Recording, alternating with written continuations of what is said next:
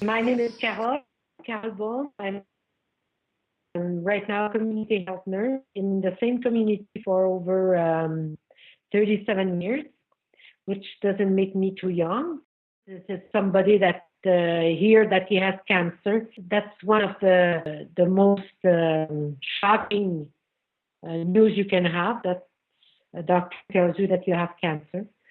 After that, that person has to leave the community for having further tests, sometimes alone because the case is not critical yet. By the time she's in Montreal, she's on her own. There's not much support.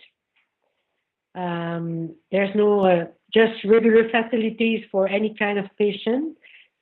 So the person stays isolated in Montreal with that big news, which is something very hard. If it's critical, the person go under treatment right away, and an escort can be brought down south to be with her or him during that time. I had an example. We knew that one of our member of the community had left down south because of a heart problem. But when he came back, he said, "I have cancer all over my body."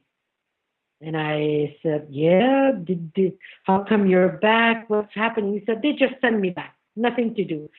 But it was not at all. The guy had completely misunderstood the explanation he had received. So he was coming back home thinking that he was dying. You look at all the staff in the hospital or whatever, the doctors, the nurses, they all have training on the job to learn more about the cases and things like that. It should be like that for the interpreter, just to empower them and, to keep them at their job, because that's scary when you don't know how to explain something to a patient. Each interpreter, to have a course on that glossary, because it's so important to understand what you have and what you're going to go through.